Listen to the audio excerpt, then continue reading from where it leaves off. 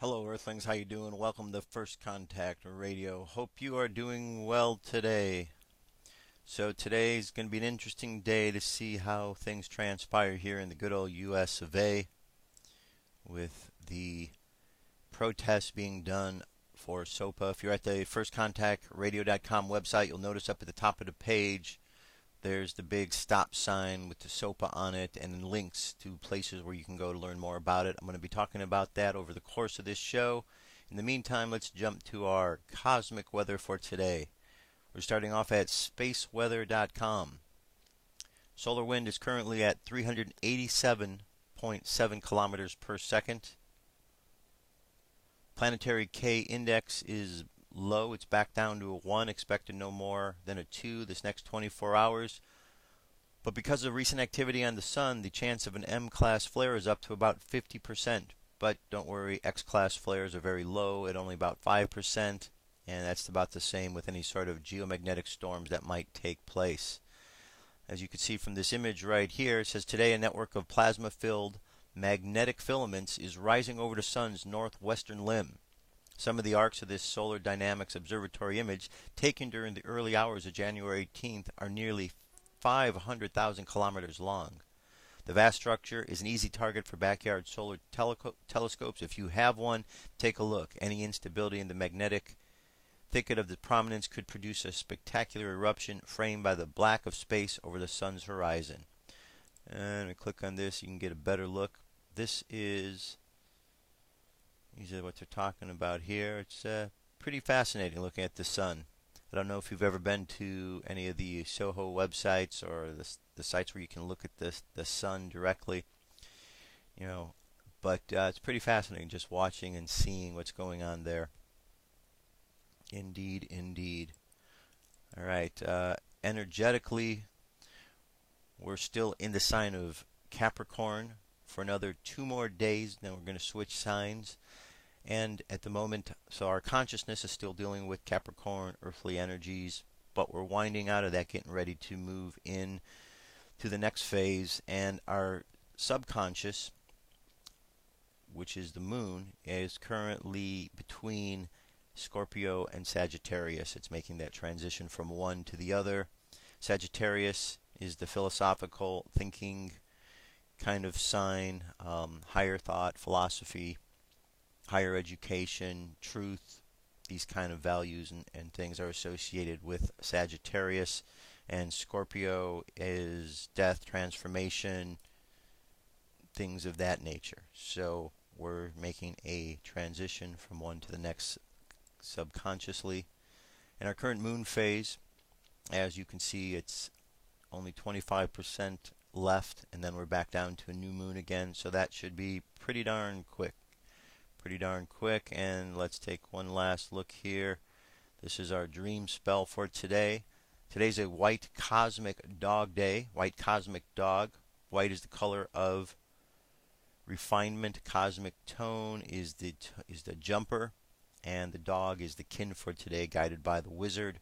The phrase, I endure in order to love, transcending loyalty. I seal the process of heart with the cosmic tone of presence. I am guided by the power of timelessness. And on the Gregorian calendar, it is Wednesday, January 18th, 2012. All right, a lot going on today. Dirk's with us. He's got a story. His story is all about CIA and body doubles. Very interesting indeed. Check it out. I'll be back in a bit. We got our UFO news and much more about SOPA, what's going on today, so on and so forth. Anyway, enjoy. I'll be right back. Flying high above the planet Earth, this is the Cosmic News with Dirk Bradshaw. I am Dirk Bradshaw. Over the past decade, the CIA has been accused of everything from selling guns to assassinating people. Yet, that's not the craziest part. Some people believe the CIA is actually replacing its enemies. That's what we have for you, boys and girls, on the Cosmic News. You're going to want to stay tuned. You definitely need to know this shit. And if you ask our leaders today, this is what they will say. I can neither confirm or deny. I can neither confirm or deny. I can neither confirm or deny. What's up with their lives?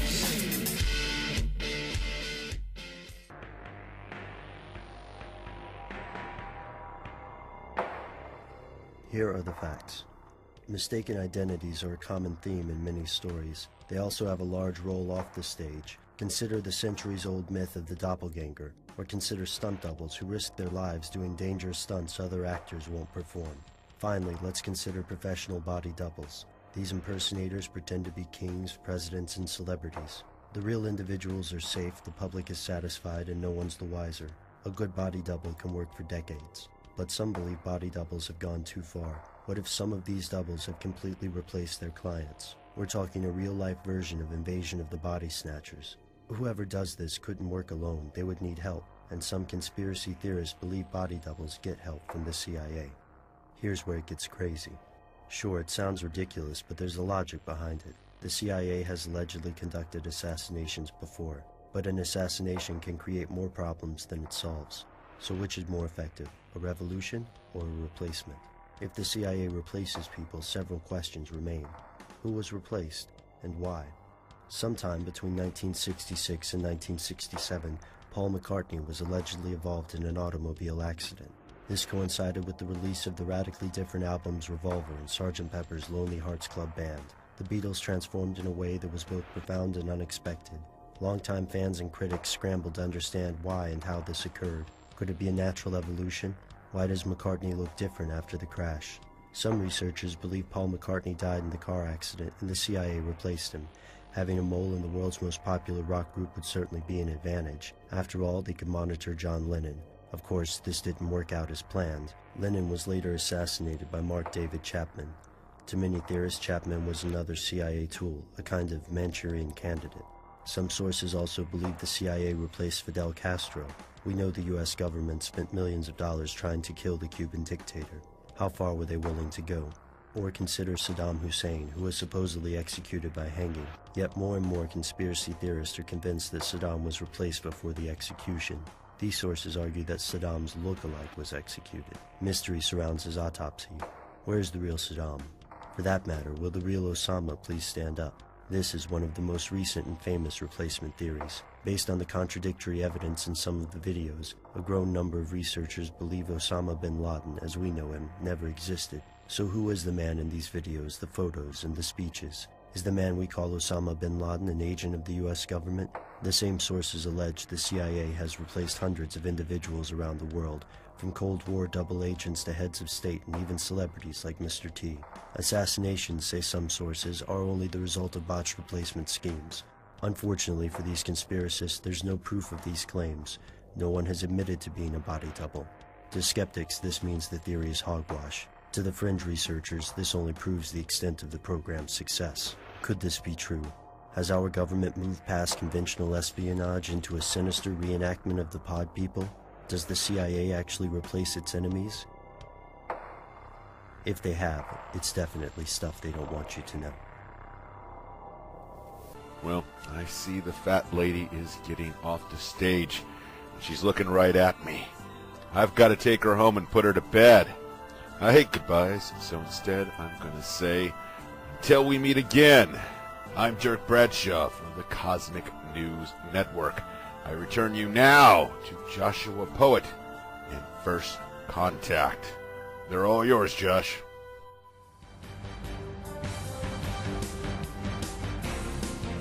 This is the UFO News with Joshua Poet. All right, Dirk, thank you very much. This is the UFO News for today. I have 6 stories, so let's get right to it. First story comes to us from gather.com, news.gather.com. All right, more UFO sightings accompanied by strange sounds worldwide. Now, if you remember, we have been playing some of those sounds, so you've been able to hear the weirdness that people are hearing out there. The article goes on to say most UFO sightings over the last 60 plus years have either been reported with photographs or more increasingly by video and film. But recently, sightings have included strange sounds as well. Obviously, there's no audio track on a photograph, and many film sightings from the 50s onward were caught on film without an audio track. It's only been since the explosion of personal digital videography that microphones have been more readily available. However, most recent UFO sightings caught on video have been unidentified flying objects silently floating or zooming away in the sky above, usually too far away to record any sounds the objects might be making. That's changing. A recent phenomenon pervading UFO sightings is the accompaniment of loud, unusual noises and machine-like sounds which are being attributed to the objects themselves. The video attached below is the most recent and one of the best examples of this new trend. Filmed at night in a small Scottish village by Duncan Taylor, the video shows a blurry object floating in the distant nighttime sky. Not unusual itself, but the focus of the video is the audio track. Taylor notes that he never heard the sound before and rules out any kind of local emergency broadcasting, audio, or that of a motor vehicle. Alright, let's take a listen to this, see what we can hear here.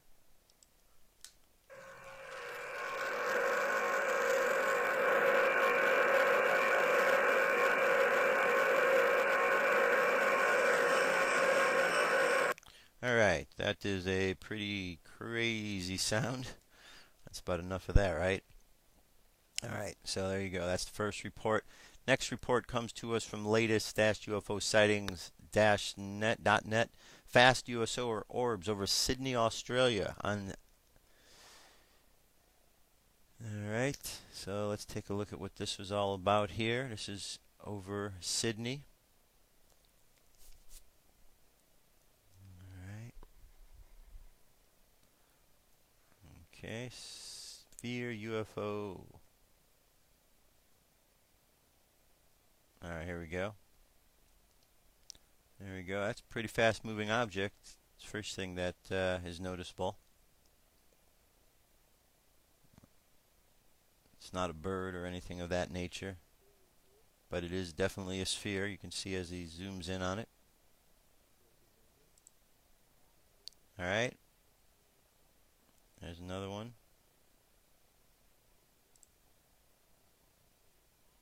Alright. Alright, very good. So that's over Sydney. Now we're going to jump to the next story here. This is over Puerto Rico. Sightings keep happening. This took place on Monday the 16th.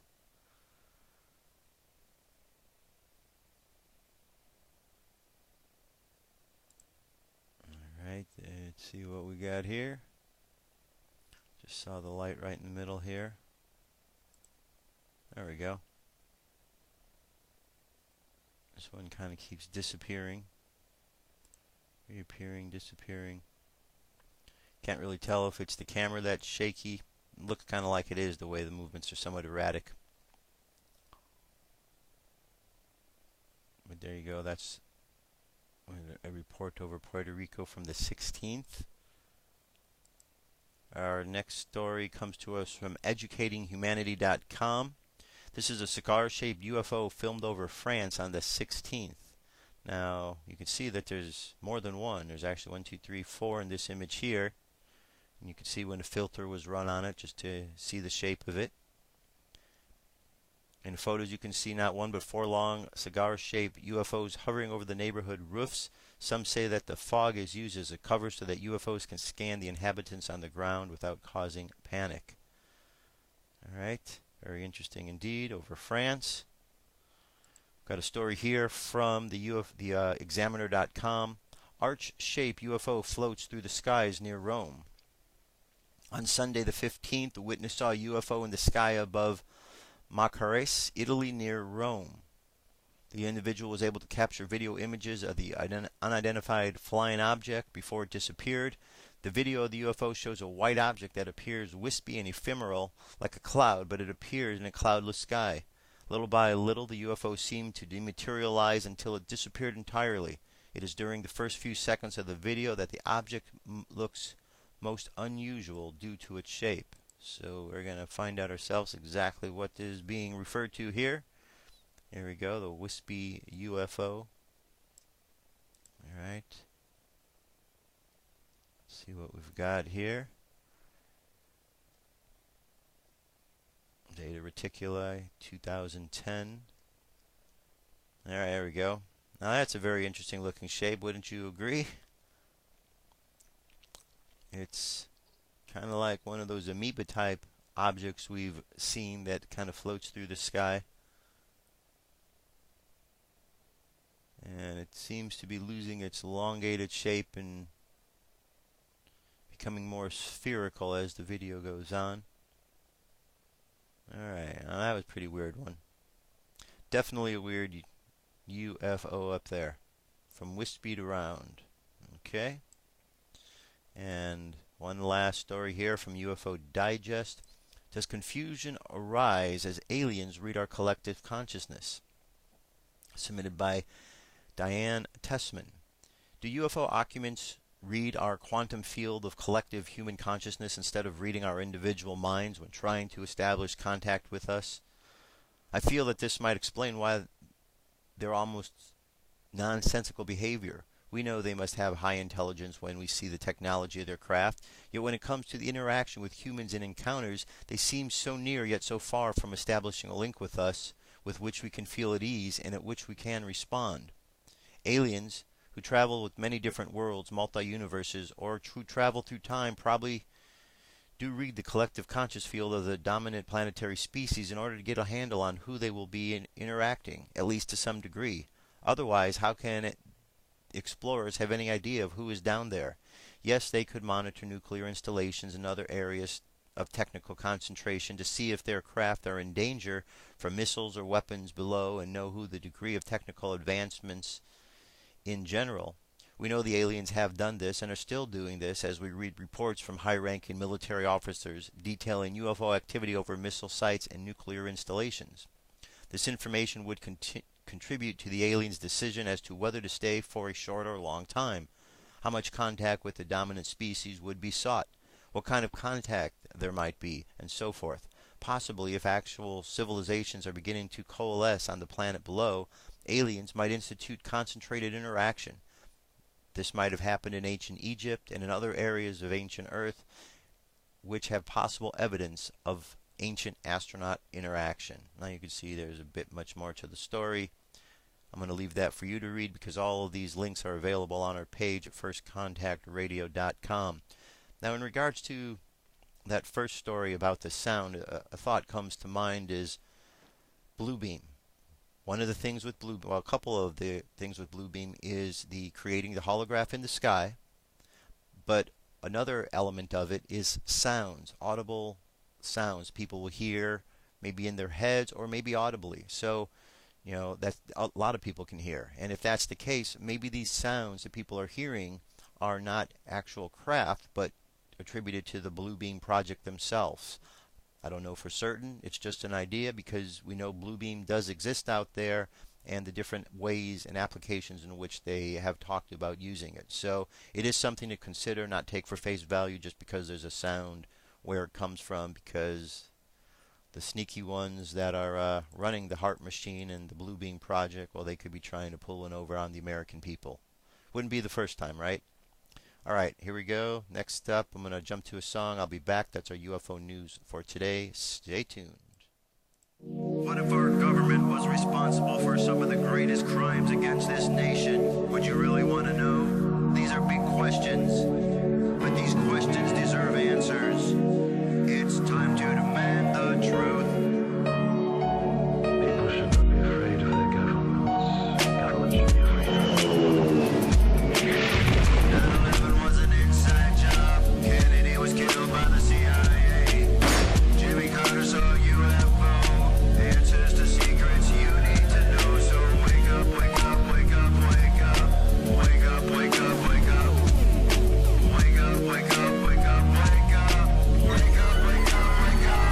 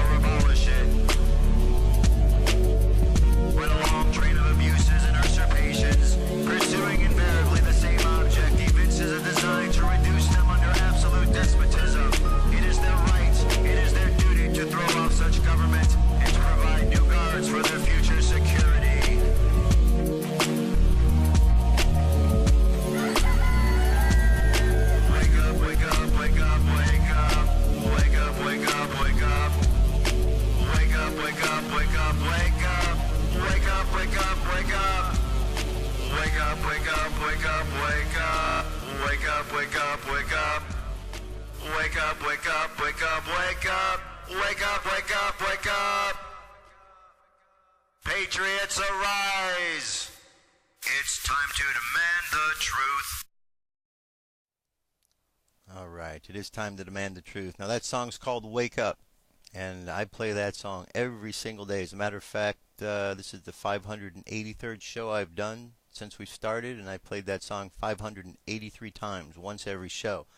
And I'm going to keep playing that song because I totally believe everything that song is about is what's really taking place in the world today. That song, I wrote that song. That was my group Poetry. The song's available as a free download. So I'm going to keep playing that until everyone wakes up and everybody has a chance to hear what really went on, because the events of 9/11 are not the way you were told. It was an inside job, and only when people stand up that we're really going to understand that. You know, more people need to look and understand what really happened so they know what didn't happen.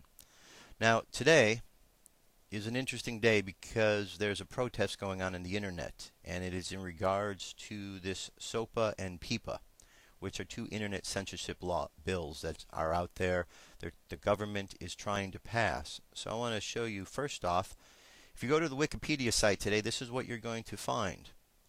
You're going to find just a page here, blacked out. You're not going to be able to, as a matter of fact, let me show you. I'm going to refresh the page. It brings up Wikipedia first, and then it goes right to this page.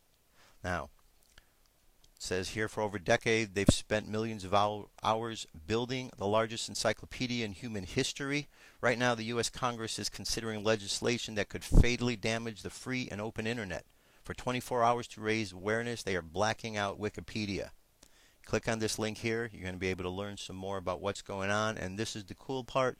You type in your zip code right here, and it will bring up information on your representative, who you need to contact to tell them not to vote for SOPA. And remember, you can tell them that if they vote for it, then you're not going to vote for them. They're fired because they are supposed to do what people want them to do. Now, this is a little bit. If you click on that link there, this is the only page that's coming up right now at Wikipedia. And this is to explain more of what is going on with SOPA and PIPA. So, why is Wikipedia blacked out? You might get that question a lot during the day, so here's the reason why. Wikipedia is protesting against SOPA and PIPA by blacking out the English Wikipedia for 24 hours. Beginning at midnight, January 18th Eastern Time, readers who come to English Wikipedia during the blackout will not be able to read the encyclopedia. Instead, they will see messages intended to raise awareness about SOPA and PIPA, encouraging you to share your views with your representatives and with each other on social media. So what are these two things? Well, SOPA and PIPA represent two bills in the United States House of Representatives and the U.S. State Senate, respectively. SOPA is short for Stop Online Piracy Act and is an acronym, and PIPA is an acronym for Protect IP Act. IP stands for intellectual property. In short, these bills are efforts to stop copyright infringement committed by foreign websites, but in our opinion, they do so in a way that actually infringes free expression while harming the internet. Detailed information about these bills can be found at these links here: Stop Online Piracy and Protect IP Act, articles in Wikipedia, which are available during the blackout. GovTrack lets you follow both bills through the legislative process. SOPA on this page, PIPA on that page. Follow the links. The Electronic Frontier Foundation, a nonprofit organization dedicated to advocating for public interest in the digital realm, has summarized these bills are simply unacceptable in a world that values an open, secure, and free internet. And why is the blackout happening? Well, explained a little bit. It goes on to say Wikipedians have chose to black out the English Wikipedia for the first time ever because they are concerned that SOPA and PIPA will severely inhibit people's access to online information. This is not a problem that will solely affect people in the United States, but it will affect everyone around the world. Why SOPA and PIPA are badly drafted legislation won't SOPA and PIPA are badly drafted legislation that won't be effective at their stated goal to stop copyright infringement. They will cause serious damage to the free and open internet. They put the burden on website owners to police user-contributed material and call for unnecessary blocking of entire sites. Small sites won't have sufficient resources to defend themselves. Big media companies may seek to cut off funding sources for their foreign competitors, even if copyright isn't being infringed. Foreign sites will be blacklisted, which means they won't show up in major search engines, and SOPA and PIPA build a framework for future restrictions and suppressions. Now, these bills here, this isn't good, because if you have a website out there, no matter who you are, if you have a website and there's links on that website to other websites, and those websites have things that might fall into the category that they think is copyright infringement, because you have that link on your site, even though you're not necessarily associated with the other site, you could get called into play and you could be penalized from this. Not very good. So Wikipedia, as you know, has links from all over the place. So they really stand to be affected by this a great deal. Another organization, YouTube, stands to be affected by a great deal. They'll probably go down right away, as well as Facebook. Because think of all the information that we share freely with each other online. Well, they want to get rid of that. Now, why do they want to get rid of this information?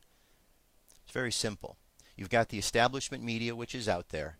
And the establishment media is telling the lies of the government, of the corrupt government. Okay? Not everyone in the government is corrupt, but there's a small minority within there, and they've spread themselves out into places strategically, and they are causing problems. Well, the internet being a free source of information in the way that people can take videos and pictures and social networks these days, information goes so quick that the same lies and the same corruption they were getting away with in the past without all of this, they're not able to do, because people are able to capture this right away. Think of the protests that you see. There's people with cameras all over the place, and the police officers and the politicians, and it calls them into some sort of responsibility for their actions. And we see the videos that are going out there, and the police are getting caught for their corruption, and politicians are getting caught. Well, they don't like this, so they want to cut this off. They want to make sure that people are not able to spread the word about the corruptions that are going on. However, check out some of this here. Here's another link. And all of these links are on the firstcontactradio.com page, right underneath the big stop sign there. And this one here, this shows evidence of how CBS CNET ignited the widespread use of internet piracy. Individuals at Microsoft CBS ignored the facts. Their activities encouraged widespread child abuse. Here we have Summer Redstone, one of America's wealthiest men, and is the owner of Viacom, CBS, MTV. He also owns CNET.com, ZDNet, and other similar websites that have maliciously distributed over 1 billion copies of digital copyright protection DRM removal and file sharing software for the purpose of generating traffic and revenue. See that? 1 billion copies. So this guy encouraged it. But the funny thing is, this guy is also one of the guys that's behind the bill wanting to penalize people for using the very software that his organizations have put out. Here's another guy, Paul Allen, one of the richest men in America. He's the co-founder of Microsoft and longtime investor of file-sharing applications in partnership with CBS CNET. Oddly, he is also the executive producer and financier of Hard Candy, a story about an internet pedophile who is victimized by the young girl he targets. Imagine that. Okay, these are the people. Here we got a guy dealing with a story about pedophilia. He is wanting to say that you out there who are using the software that they provided are the ones who are in the wrong. And if you go through and read, I'll read a little bit of this here. Goes on to say that this document will show how CBS CNETdownload.com knowingly continues to build a network of peer-to-peer applications where minors are induced to pirate copyrighted works. But much worse, CBS CNET earns hundreds of millions of dollars in revenue directly from the creation of this network, where studies scientifically show that 13% of the network traffic is child pornography. This includes images and videos of infants and small children being raped and molested. They know what has happened, and they continue to encourage the network's use and its distribution as much as possible. CBS CNET have been held accountable, have never been held accountable. The purpose of CBS CNET's scheme is to distribute this peer-to-peer software in forms of BitTorrent, LimeWire, Azarus, Kazaa, FrostWire, and many others to create an IPTV network to dominate the Internet as a distribution platform. Note that over several years, this peer-to-peer network would save CBS billions of dollars in bandwidth charges whilst delivering video across this network. The people who fund and manage CBS CNET also created an organization called Media Defender. Media Defender was meant to oversee and monitor the distribution growth of this network. Media Defender was presented to other media companies like NBC as a copyright protection group, to which NBC and others paid millions of dollars in fees to protect them from piracy. Incredibly, the officers of Media Defender actually engaged in trafficking pornography to the users themselves. Everyone involved knew this was a large proportion of these users were children. Okay? How sick is that? Here we've got a law going out there that's trying to be passed, and you got scumbags like this that are out there putting the stuff out there to poison society, and then the stuff they put out there that people are using, that they're encouraging, they're then wanting them to be penalized.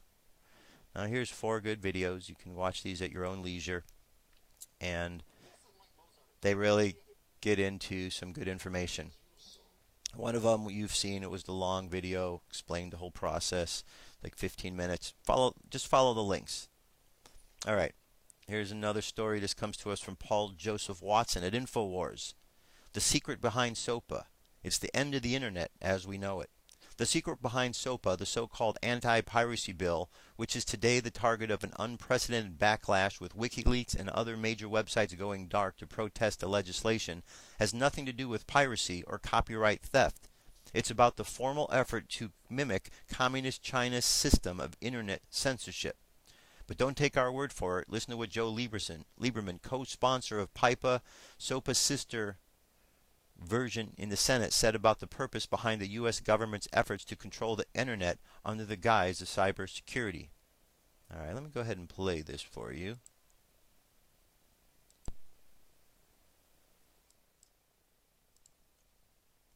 State of the Union with Candy Crowley, CNN Sunday Morning, 9 Eastern.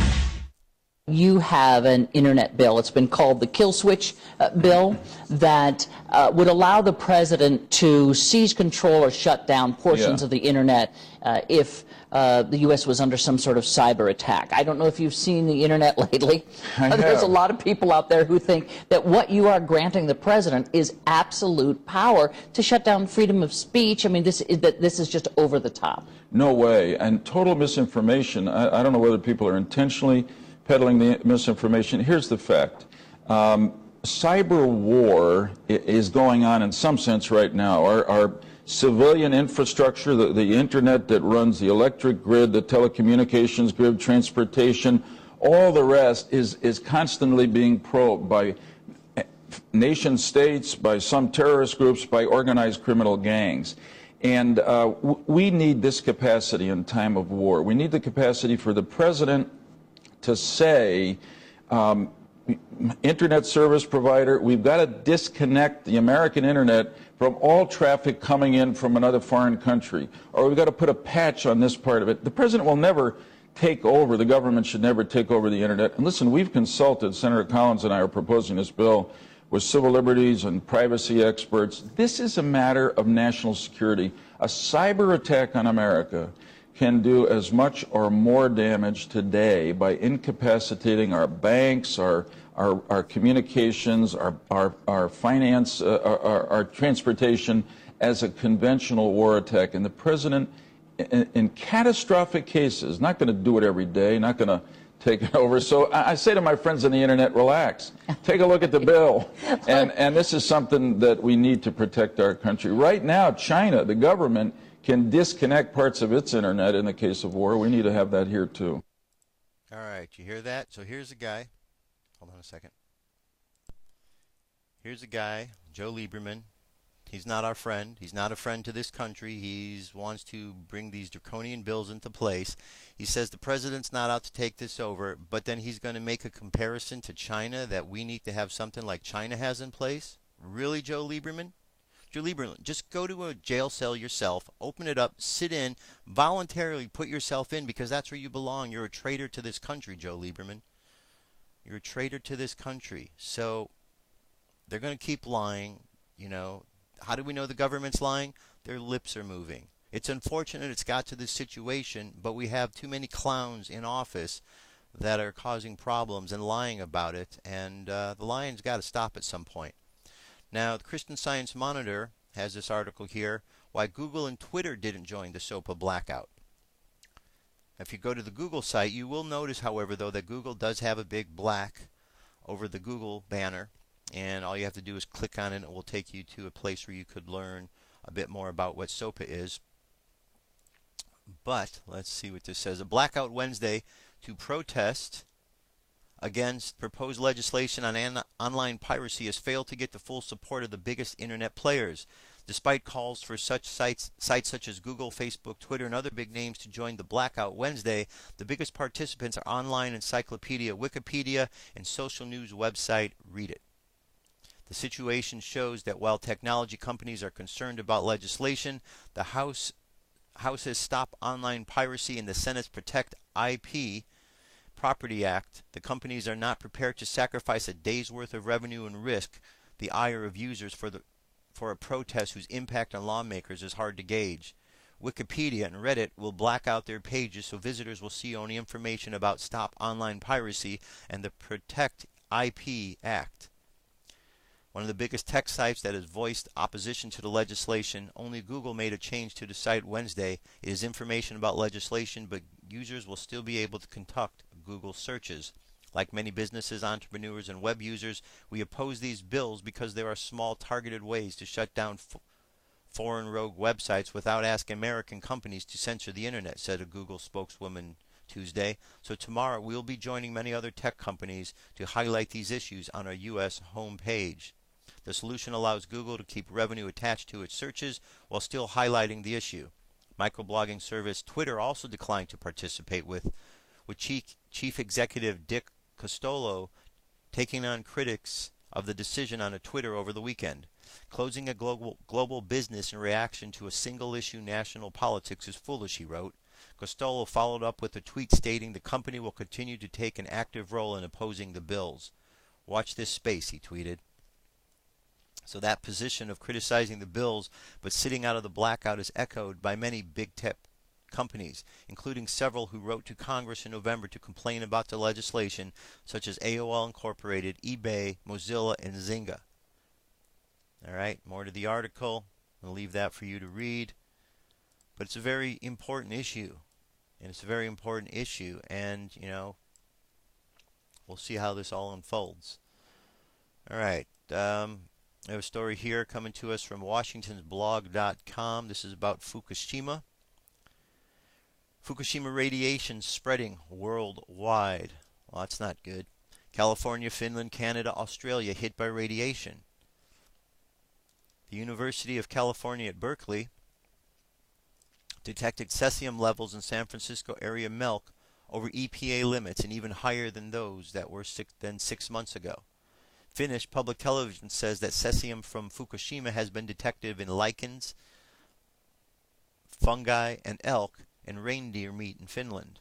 The Australian Radiation Protection and Nuclear Safety Agency confirmed a radiation cloud over east coast of Australia. The west coast of Canada is getting hit by debris from Japan, and at least some of it is likely radioactive. The authors of the controversial study claiming 14,000 deaths in the U.S. so far from Fukushima are now upping their figures to 20,000. I spoke with nuclear health expert Chris Busby about the study, and he said that the mortality figures fluctuate pretty substantially in the normal course, and so it is hard to know at this point one way or the other whether their figures are accurate. And while there is no evidence linking them to Fukushima, Bed Bath & Beyond has recalled radioactive tissue holders after they set off police radiation monitors aboard a delivery truck. This may be just an example of incredibly lax handling of radioactive materials, and thyroid cancers are mysteriously on the rise in the United States. All right, then it goes on, final tag on here, says, but don't worry, the owner of the Fukushima plant has the plant in cold shutdown, so everything is under control. Although temperatures have apparently jumped inside Fukushima's #2 reactor, and the Japanese have no idea where the nuclear fuel has gone, so they are drilling a hole into the containment vessel to try to find out. So even though they don't know where it is, they have it under control. Right. Big problems, friends, big problems. Are these the kind of things you envisioned 2012 would be? I know there was a lot of concerns over this year, and so far we are dealing with issues of radiation. We're dealing with issues of concerns of censorship, internet censorship. Definitely revolution is in the air, and martial law is one of the talks on the table because of the NDAA and the other bills that are coming out. Now, politically, let's take a look at this report here. This is Judge Napolitano. The video is Super PAC endorses Ron Paul, raises $400,000. Let's check this out here. See what this is all about and what Judge has to say. We bring you tonight an extraordinary development in the 2012 presidential race. It's not just the hedge fund kings and big corporations wielding 6- and 7-figure fundraising muscle. Super Political Action Committees, Super PACs, are making it possible for small business owners and other highly motivated players to gain an outsized impact on this race with ads like this one. South Carolina cares about strong families and the right to life and liberty. Ron Paul has a consistent record of fighting for what South Carolina cares about most. Have they fought for you? Candidates like Mitt Romney stand for themselves. Ron Paul stands for you. Ron Paul stands for you. We've tracked down the folks behind the Santa Rita Super PAC, which has spent more than $300,000 to run ads in South Carolina alone. And they're happy to join us because they're proud of being longtime supporters of Ron Paul. They're the brothers Huffines, Donald and Philip, joining us from Dallas. I gather you guys are also longtime watchers of Freedom Watch, and you are always welcome on this show. Donald, to you first. How did you go about raising all this money and from Dallas producing these very moving ads for Ron Paul and then running them in South Carolina? Well, first, Judge, thank you so much for giving us the opportunity to be on your show. We love Freedom Watch. It's because of you that the freedom movement's come so far.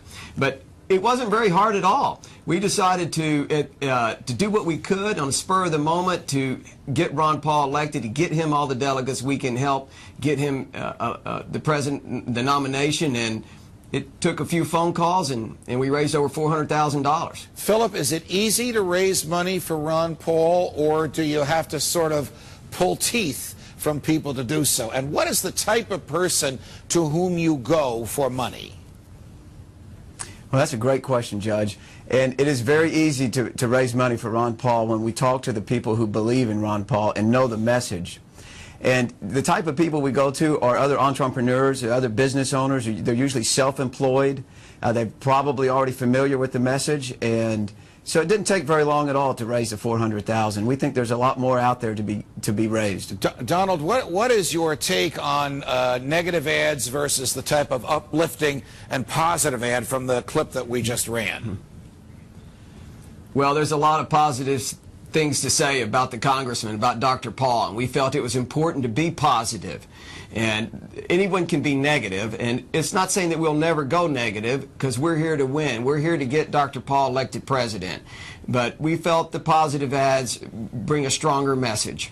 Philip, who are you guys? I mean, what do the two of you do, and how did you come to the attention of the media in the profound way that you now have? Well, let's see. Well, we're just two business folks in Dallas who really believe in the message and believe in freedom. We call ourselves patriots. And as far as how we became subject to the media. I think it's because Dr. Paul does not have, at this time, a lot of super PACs in his corner, and that's one reason we set this one up. It's very important. As you know, Judge, there's nothing more important than getting Dr. Paul elected the next president of the United States. How long are you guys going to keep going, Donald? Well, we'll take it all the way through this campaign, all the way through the primary, and all the way through the general election. We really believe that Dr. Paul will win the primary, and we're committed to making that happen. And it's a huge sense of urgency for us, Judge, is that we have 120 days left. We know there's a lot of liberty believers out there that have a lot of money, and we need to do everything we can now, right now, to get those delegates. You guys are making great ads. Keep up the fight. Thanks very much for joining us on the show. Thank you, Judge. Thank you very much. Right. As tensions rise between America... All right, very good. So, positive news for Ron Paul. All right, now here is one more, and this is something that is very important. It's over. Only 2 Republican candidates on the Virginia ballot. In the Commonwealth, real change candidates and champion of the Constitution, Ron Paul, will face down establishment flip-flopper Mitt Romney. 2012 Republican president candidate Ron Paul, the constitutionally observant candidate of real change, will face down establishment candidate and notorious flip-flopper Mitt Romney in a head-to-head matchup in the Virginia primary. The 4th U.S. Circuit Court of Appeals denied 4 candidates appeals to appear on the ballot after their glaring failure to comply with the Commonwealth's stringent but widely known ballot access requirement.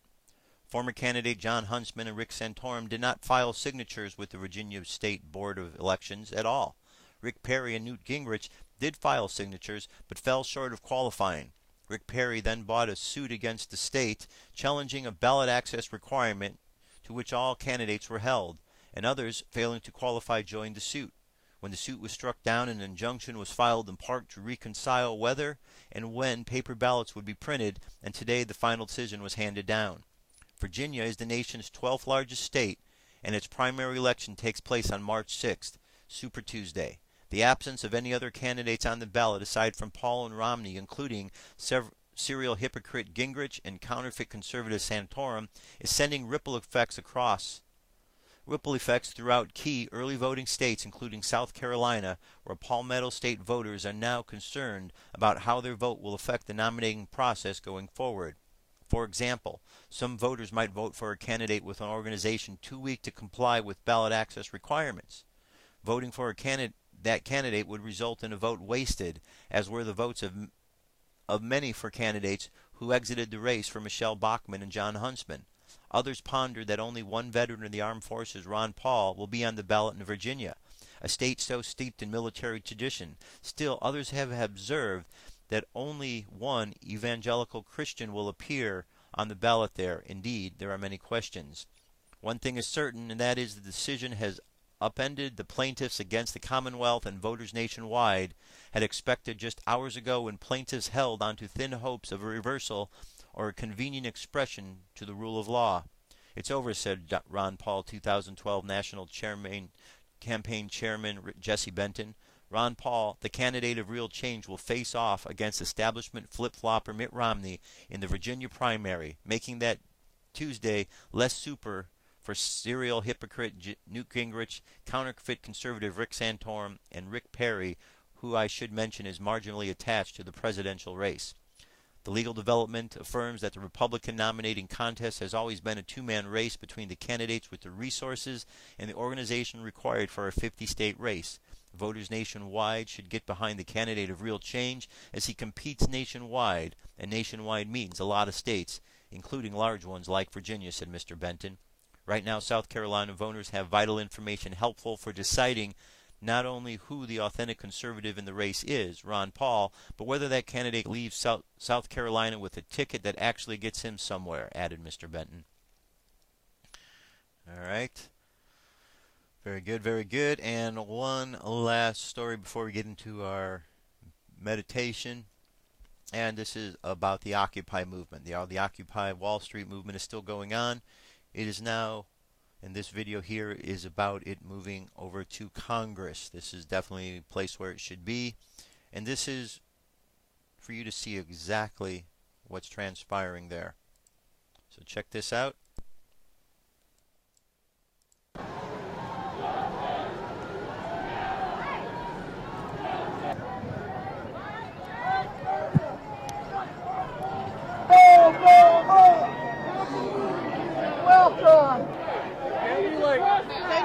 the wall. What's going on, you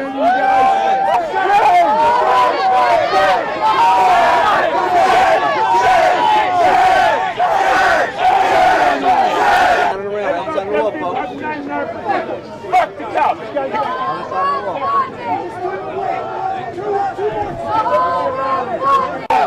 I'm pretty good. Mark check. Mark check. Mark check.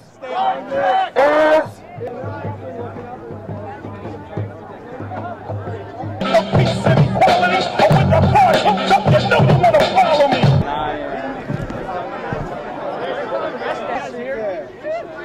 You guys here? awesome. Awesome. Not meant. Unacceptable. This day looks like. This is what a blue state looks like. This is what now.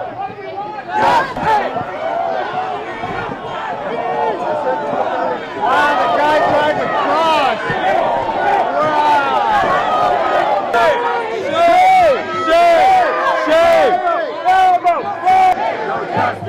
No peace, no fascist, police. No justice, no peace, no fascist, police. No justice.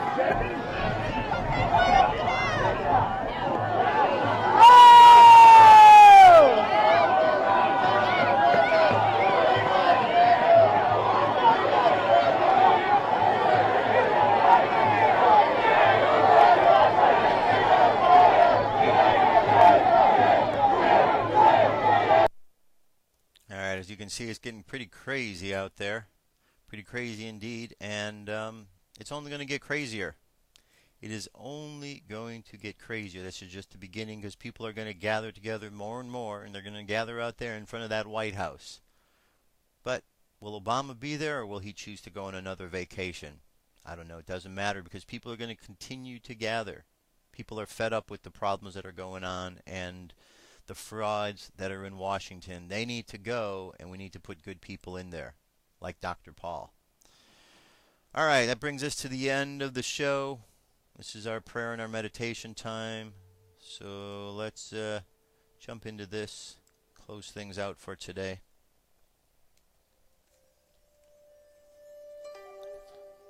All right, go ahead and close your eyes. All right, let's imagine